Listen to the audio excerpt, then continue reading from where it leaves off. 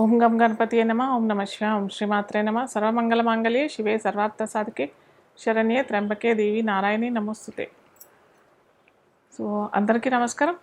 So ఈరోజు మనము ముఖ్యమైన అంశం ఏంటంటే గోచారంలో కుజుడు ప్రవర్తన ఎలా ఉంది అదంతా మనం ఈరోజు తెలుసుకుందాం. అయితే ఇక్కడ బాగా గమనించాల్సిన విషయం ఏంటంటే కుజుడు మనకి అక్టోబర్ 20వ తారీఖు నుంచి మనకి జూన్ 7, 2025 వరకు కుజుడు నీచలో ఉంటాడు. సో దీనివల్ల అటు మనకి దేశగోచారము ఇబ్బందిగానే ఉంటుంది, పర్సనల్గా కూడా చాలా ఇబ్బందులు ఎదుర్కొనే అవసరాలు చాలా ఉంటాయి. సో ఇవన్నీ మనం ఎలా అధిగమిస్తాము, ఎలా మనము ఒక్కొక్క రాశి వాళ్ళు ఎలా చేసుకోవచ్చు, ఇదంతా కూడా చూసుకుందాం. కానీ ఇదేంటంటే చాలా పెద్ద లాంగ్, అంటే ఒక 6 నెలల కంటే ఎక్కువే మనకి కుజుడు చాలా ఆటుపోట్లు గురవుతాడు. ఎందుకంటే అది ఏంటంటే ఇప్పుడు డిసెంబర్ 7 నుంచి కుజుడు వక్రీ అవుతాడు అనమాట. వక్రీ అయి సో మనకి జనవరి 20వ తారీఖు నుంచి మిథున రాశిలోకి వక్రీ అయి వెళ్తాడనమాట. సో ఈ లోపల మనకి ఇప్పుడు నుంచి అన్నాగా డిసెంబర్ 7 నుంచి వక్రీ అవుతాడు. ఒక రకంగా అంత మంచి ఫలితాలు ఇవ్వడు, అలాగే వక్రీ అయిన ఫలితాలు కూడా వస్తాయన్నమాట.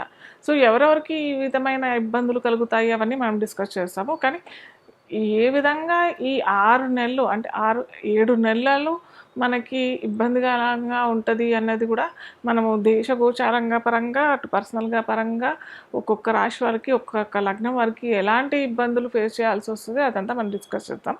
అయితే మనకి జనవరి 20 నుంచి చెప్పుకున్నాం కదా మిథున రాశిలోకి వెళ్తాడు అనేసి. మళ్ళీ అప్పటి నుంచి మనకి ఏప్రిల్ 3 దాకా ఇక్కడే ఉంటాడు. ఏప్రిల్ 3 నుంచి మళ్ళీ మనకి దీంట్లో కర్కాటక రాశిలోకి వచ్చేస్తాడు. కర్కాటక రాశిలో కూడా నీచలోనే ఉంటాడు. అలాగే అక్కడి నుంచి మనకి ఏంటంటే ఇది జూన్ 7 నుంచి మనకి సింహరాశిలోకి వస్తాడు. సో అప్పటి నుంచి కుజుడికి బలం చేకూర్చి బలం పుంజుకొని మళ్ళీ యథావిధిగా కుజుడు ఏ విధంగా ఒక వారియర్గా మనకి పరిచయం అయ్యాడు. సో అలాంటి ఫలితాలు మళ్ళీ మనము చూస్తామన్నమాట. అది ఎప్పుడు జూన్ 7 నుంచి 2025 వరకు. అయితే ఇక్కడ ఇంకొకటి గమనించాల్సిన విషయం ఏంటంటే ఇక్కడ కుజుడు నీచ అని అనుకుంటున్నాం, కానీ ఇక్కడ కుజుడు నీచభంగ రాజయోగం కూడా అయింది. అది ఎలా అంటే కుజుడికి ఉచ్చరాశి అయిన ఆపోజిట్ మకర రాశి. సో మకర రాశ్యాధిపతిని చూస్తాడు కాబట్టి, మకర రాశ్యాధిపతి అయిన శని ఇప్పుడు ప్రస్తుతం కుంభంలో ఉన్నాడు కాబట్టి, కుంభంలో మనకి వక్రి నుంచి వెళ్ళిపోయాడు కాబట్టి శని కుంభరాశిలో ఉన్నాడు. సో కుంభంని చూస్తాడు కాబట్టి మనకి నీచభంగ రాజయోగం అవుతుంది. కాబట్టి మనకి అంత నీచమైన ఫలితాలు మటుకు ఏం కనిపించవు. కాకపోతే దేశగోచార పరంగా చూసినట్టయితే మనకి భూములు కొనుగోలు తక్కువ ఇవ్వడం, భూము రేట్లు చాలా, అంటే రియల్ ఎస్టేట్ పరంగా చూసినప్పటికీ అంత మార్కెట్ లేకపోవడం. యాక్చువల్గా ఇంకోటి ఏంటంటే భూమికి సంబంధించిన వివాదాలు రావటము, కొన్ని ఆటంకాలు, కొన్ని విస్ఫోటకాలు కూడా జరగాల్సిన పరిస్థితి. కానీ ఇప్పుడు ఇంతకుముందు చెప్పుకున్నాం కదా నీచభంగ రాజయోగం అయ్యింది కాబట్టి ఇవన్నీ నలిఫై అయిపోతాయి అన్నమాట. సో ఇప్పుడు ఒక్కొక్క రాశికి ఎఫెక్ట్ ఎలా ఉంటుంది, ఏం చేసుకుంటే వాళ్ళు ఏం పరిహారాలు చేసుకుంటే కనుక వాళ్ళు చక్కగా వాళ్ళ జీవితాన్ని సరిదిద్దుకోవచ్చో చూద్దాం. తులా లగ్నం లేదా లగ్నం తెలియని వారికి రాశిగా చూసినట్టయితే మనకి తులా లగ్నంకి అధిపతి శుక్రుడు అవుతాడు. ఈ శుక్రుడికి కుజుడికి సంబంధం ఏంటంటే మళ్ళీ తులా లగ్నం వారికి ద్వితీయాధిపతి సప్తమాధిపతి అవుతాడు. ద్వితీయం కుటుంబ స్థానం, డబ్బులకి, అటు ఫ్రెండ్స్ ఫ్యామిలీకి కారకులు అవుతే, అలాగే సప్తమం ఏంటంటే స్పౌస్ అంటే కలత్రం.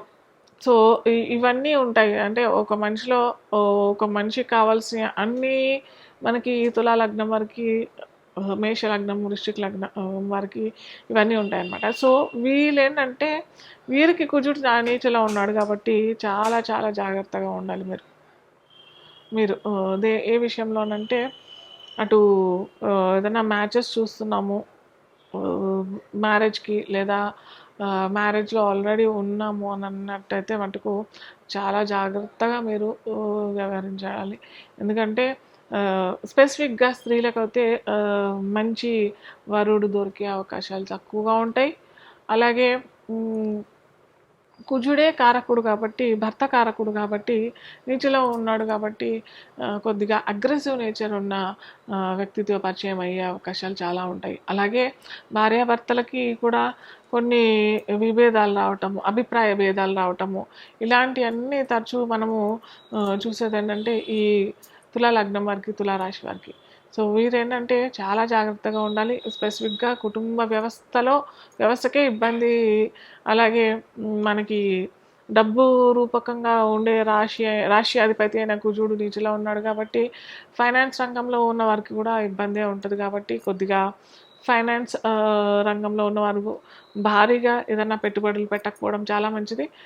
ఎవరికైనా భారీగా ఇన్వెస్ట్ చేయటమా లేదా ఎవరికైనా అప్పుగా ఇవ్వటం అలాంటి అన్ని ప్రయత్నాలు మటుకు జూన్ వరకు చేయకపోవడమే చాలా ఉత్తమం. అసలైతే కొత్తగా చేయకపోవడమే ఉత్తమం అంటాను. ఎందుకంటే ఆల్రెడీ మీరు ఉన్నారు ఇదే రంగంలో, ఫైనాన్స్, చిట్ ఫండ్‌లో ఇలా ఉన్నారు అనంటే ఓకే. కానీ కొత్తగా ఏదన్నా స్టార్ట్ చేద్దామనంటే మటుకు ఇదైతే కరెక్ట్ టైం కాదు. ఓకే. అలాగే వీరికేంటంట రవి కూడా నీచలోనే ఉన్నాడు ప్రస్తుతం. ఇప్పుడు మారిపోతాడు, రేపు మారిపోతాడు కానీ అటు ద్వితీయాధిపతి, లాభాధిపతి ఇద్దరూ నీచలో ఉంటే మనకి ఎటువంటి మంచి ఫలితాలొస్తాయి? సో, వీరేంటంటే చాలా జాగ్రత్తగా ఉండాలి. అలాగే కుజుడు ఏంటంటే మనం నీచభంగ రాజయోగం అయింది అని అన్నాం కదా. సో వీరికేంటంటే సడన్‌గా కూడా ఏదో హైక్ వచ్చే అవకాశాలు కూడా ఉంటాయి. సడన్‌గా ఏదో జాక్‌పాట్, సడన్‌గా ఏదైనా లాటరీ తగలటం ఇలాంటి అవకాశాలు కూడా ఈ తులా లగ్నం వారికి అయితే ఈ టైంలో అయితే వచ్చే అవకాశాలు చాలా ఉన్నాయి. కానీ ఇటు ఫైనాన్స్‌లో ఇటు కుటుంబ వ్యవస్థలో ఎటువంటి పెద్ద డెసిషన్స్ తీసుకోకపోవడం చాలా ఉత్తమం. సో మనకి కుజుడు నీచలో ఉన్నాడు. చాలామంది నన్ను ఇన్ జనరల్‌గా అడిగేదేంటంటే ఇంట్రెస్టింగ్ టాపిక్ ఇప్పుడు మనకొచ్చేదేంటంటే రెమెడీస్ పార్ట్. ఏం చేసుకోవాలి? ఎలా చేసుకోవాలి? ఏం చేసుకుంటే మనకి ఈ 6 నెలలు 6 కాదు 7 నెలలు మనకి కుజుడు భయభ్రాంతులకు గురి చేస్తాడు కాబట్టి కొద్దిగా రిలీఫ్‌గా ఉంటది అని చాలామంది అడుగుతున్నారు. సో ఇప్పుడు మనకి కార్తీక మాసం, నెక్స్ట్ వచ్చేది ధనుర్మాసం, ఆ తర్వాత వచ్చేది సంక్రాంతి టైంలో పుష్యమాసం కాబట్టి కొద్దిగా ఏంటంటే ఈ 3 నెలల్లో మనకి దక్షిణాయనంలో వస్తుంది. మనకి మకర సంక్రాంతి దాకా మనకి దక్షిణాయనమే వస్తుంది కాబట్టి సో ఈ 3 నెలల్లో ఎంత అధిక ఫలం దానం చేయటానికి ప్రయత్నం చేయండి. ఏమి చేయాలి అది నేను చెప్తాను. సో కొద్దిగా ఎక్కువగా మనకి నేను ఇంతకుముందు అన్ని రాశులకు ఒక్కొక్క రాశికి ఏ రాశుల వాళ్ళు దానం చేసుకుంటే బాగుంటుంది లేదా ధారణ చేసుకుంటే బాగుంటుంది అనేసి క్రితం వీడియోస్లో చెప్పాను. సో మీరేంటంటే ఇక్కడ మనకి ఇది నేను చెప్పేది ఏంటంటే కొద్దిగా జూన్ దాకానే చేసుకోండి. నేను చెప్పాను కదా అని అందరూ లైఫ్ లాంగ్ చేసుకుంటా అంటే సరికాదు. సో కొద్దిగా కందులు దానం చేసుకోవడానికి ప్రయత్నం చేయండి. ఎరుపు మందారాలు స్వామికి, శివుడికి అర్పణం చేయడానికి ప్రయత్నం చేయండి. సోమవారం, మంగళవారం ఇది చేయడానికి ప్రయత్నం చేయాలి. గులాబీలు పెడతట్టయితే మటుకు మంగళవారం చేస్తే చాలా మంచిది. అలాగే మనకి ఇది కార్తీక మాసంలో మనకి పౌర్ణమి కూడా కృత్తిక నక్షత్రం వస్తుంది.